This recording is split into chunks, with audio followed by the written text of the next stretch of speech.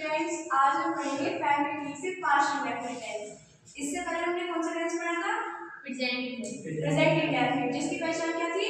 ता है, ती है, थी। हाँ, जिसकी पहचान थी ता है, ती है, थे है। हिंदी वाक्य के अंत में ता है, ती है, थे है। आज हम पढ़ेंगे पास्ट इंडेफिनिट, जिसकी पहचान है ता था, ती थी, या ये। हिंदी वाक्य के अंत में ता था, ती थी, या ये। इसे पढ़ेंगे हम प्राइमरी से। ठीक है, बेसिक तौर पे हम सेंटेंसेस कैसे बनाते हैं?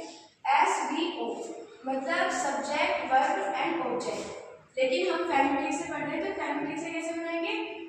FMC father, mother and children. ये सब्जेक्ट का नाम हमने एफ रख दिया मतलब फादर, वर्ब का नाम रख दिया हमने एम मदर, और ऑब्जेक्ट का नाम रख दिया हमने सी चिल्ड्रन। Trick 1, affirmative sentences. बिल्कुल साधारण वाक्य जिनमें कुछ भी ना हो, बस साधारण वाक्य हो, उसका फैमिली से सूत्र होगा FMC। पहले कर्ता रख लेंगे, हम सब्जेक्ट रख लेंगे, फिर वर्ब। इसमें वर्ब की सेकंड फॉर्म आएगी। पास्ट इंडेफिनिट टेंस में अफर्मेटिव में वर्ब की सेकंड फॉर्म आएगी। कर्ता चाहे एक वचन हो चाहे बहुवचन, इससे कोई फर्क नहीं पड़ता। फिर मेन वर्ब की सेकंड फॉर्म और फिर ऑब्जेक्ट कर्म ही। जो कार्य करता है वो तो होता है सब्जेक्ट, जो क्रिया होती है वो होती है वर्ब, और जिसके ऊपर होता है वो होता है ऑब्जेक्ट मतलब कर्म। हमने सेंटेंस बनाया, ही कॉल्ड हिम, वह उसे बुलाता था, दे कॉल्ड हिम, वे उसे बुलाते थे।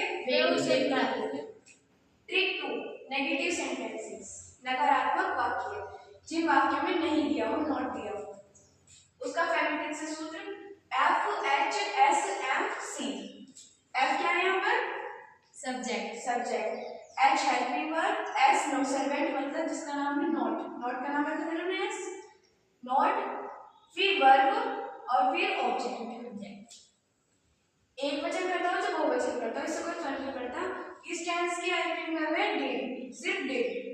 एक ही हेल्पिंग वर्ब है डिड, चाहे एक वचन हो चाहे बहुवचन हो। ही डिड नॉट, एस दिया हुआ तो नॉट लगेगा, और हिंदी वाक्यों में नहीं है तो नॉट लगेगा, उसी में ही हेल्पिंग वर्ब आएगी। He did not call him, they did not call him. बोलो, He did not call him. They did not call him. वह उसे नहीं बुलाता था। एक बात ध्यान रखना, जब ये डिड आएगी तो मेन वर्ब की सेकंड फॉर्म नहीं आएगी, मेन वर्ब की फर्स्ट फॉर्म आएगी। अफर्मेटिव में हमने मेन वर्ब की सेकंड फॉर्म लिखी थी, लेकिन नेगेटिव में जब ये डिड आ जाता है, ये डिड जब ये डिड आ जाएगी तो मेन वर्ब की फर्स्ट फॉर्म आएगी, क्योंकि डिड खुद ही मेन वर्ब खुद ही सेकंड फॉर्म है, डू डस की सेकंड फॉर्म है डिड, इसलिए ये सेकंड फॉर्म नहीं लेती, फर्स्ट फॉर्म लेती है। जहां पे डिड दिखाई दे वहां मेन वर्ब की सेकंड फॉर्म नहीं आएगी, वहां first form. Trick 3, interrogative sentences. जब हिंदी वाक्यों के शुरू में क्या शब्द आए, तब सूत्र देखते हैं HFSMC प्लस क्वेश्चन मार्क लगेगा क्योंकि ये प्रश्नवाचक वाक्य है, इनमें प्रश्न पूछा जाता है। H helping verb, second number पर आती है हेल्पिंग वर्ब तो, लेकिन इसमें इंट्रोगेटिव सेंटेंसेस में हेल्पिंग वर्ब फर्स्ट नंबर पर आती है, बिल्कुल मेन फर्स्ट नंबर पर। इसकी हेल्पिंग वर्ब क्या है? इस टेंस की हेल्पिंग वर्ब डिड। एक वचन करते के साथ डिड, बहुवचन करते के साथ डिड। हाँ, इससे कोई फर्क नहीं पड़ता, एक वचन हो चाहे बहुवचन। डिड, फिर करता रख देंगे हम, ही हो या दे हो, फिर नॉट है। अगर हिंदी वाक्य में नहीं भी दिया हुआ तो ये नॉट रखेंगे हम, अगर नहीं दिया तो नहीं रखेंगे। ये वाक्य के ऊपर बात है, हो तो रखेंगे, नहीं हो तो नहीं रखेंगे। फिर वर्ब कर देंगे और फिर ऑब्जेक्ट प्लस क्वेश्चन मार्क लगाएंगे। Did he not call him? Did he not call him? Did they not call him? Did they not call him? फिर ट्रिक 4, क्वेश्चन वर्ड, जिसमें क्वेश्चन वर्ड आए, हिंदी वाक्यों के बीच में क्वेश्चन वर्ड आए। Question word को हमने नाम दिया है आर, मतलब रिलेटिव्स, रिश्तेदार। क्वेश्चन वर्ड कौन कौन से होते हैं? What, why, when, where, how, who, ये हमारे क्वेश्चन वर्ड होते हैं। जब हिंदी वाक्यों के बीच में क्वेश्चन वर्ड आए तो उनकी अंग्रेजी सबसे पहले लेते हैं हम, सबसे पहले बिल्कुल मेन गेट पे, रिश्तेदार हमारे बिल्कुल पहले आ जाते हैं। तो सबसे इसका सूत्र देते हैं हम RHFSMC plus question mark. Question mark इसमें भी लगेगा क्योंकि ये भी प्रश्नवाचक वाक्य है। आज हमने बताई थी आपको क्वेश्चन में कौन कौन से होते हैं, आप बताइए कौन कौन से होते हैं। What, why, when, where, who, how. हाँ, ये हमारे क्वेश्चन वर्ड होते हैं। तो सबसे पहले क्वेश्चन वर्ड आ जाएंगे, फिर हेल्पिंग वर्ब आएगी, फिर सब्जेक्ट प्लस नोट होगा वाक्य में, अगर नोट है तो नोट आएगा, प्लस वर्ब आएगी और ऑब्जेक्ट प्लस क्वेश्चन मार्क। हम इनमें से एक क्वेश्चन वर्ड ले लेते हैं, जैसे हमने व्हाई लिया, why did he not call him, Why did he not call him?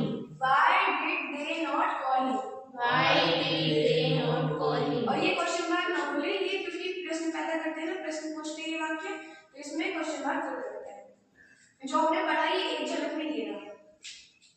He called him, affirmative में मेन वर्ब की कौन सी फॉर्म आएगी, सेकंड फॉर्म, मेन वर्ब की सेकंड फॉर्म।